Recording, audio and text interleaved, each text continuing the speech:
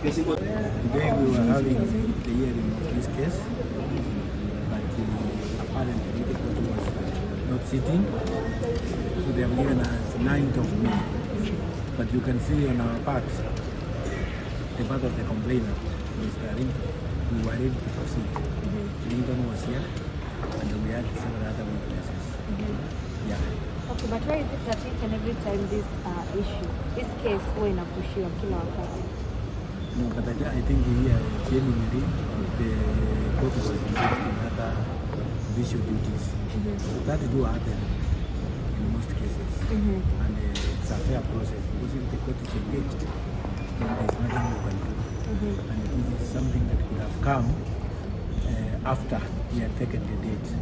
So the court could never have contemplated that this could be the scenario. So I think it's normal. Yeah. Okay.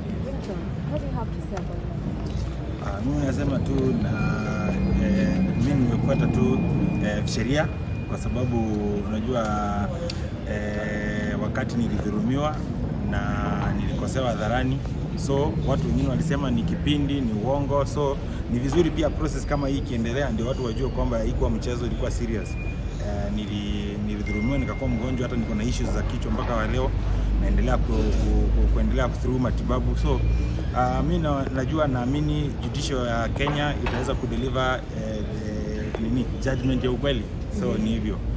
Mimi sina ubaya na mtu, nishasamea kwa moyo wangu. So lakini lazima tufuate sheria pia. Yes. Are you willing to settle the matter out of court? I think at the moment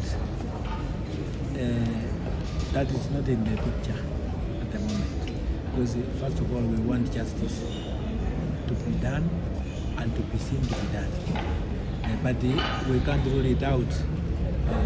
The challenge we are having is the attitude of the other stakeholders. You see, he has already forgiven, and that is the maximum we can do. As the complainant, there is nothing much you can do other than forgive and move on. Yes. So we know the law allows, under Article 159 2C allows reconciliation, but reconciliation takes two parties. Yes.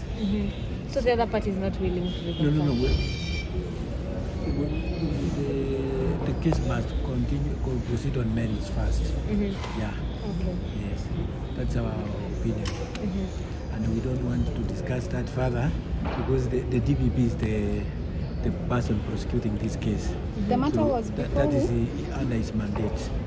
The matter was before who? Yes, Court 8, yeah. Mimi naweza sema, unajua Biblia inasema gonga itafunguliwa, itisha utapewa. So sitaki kusema zaidi ya hiyo, nimesema tu Biblia inasema itisha utapewa, gonga utafunguliwa. Kenya hiyo inamaanisha wengine wasome Biblia kuanzia Genesis mpaka Revelation, si generation wewe. Genesis mpaka Revelation. Mimi nishasamea kwa moyo wangu, lakini Biblia inasema omba utapewa na gonga utafunguliwa. Yes.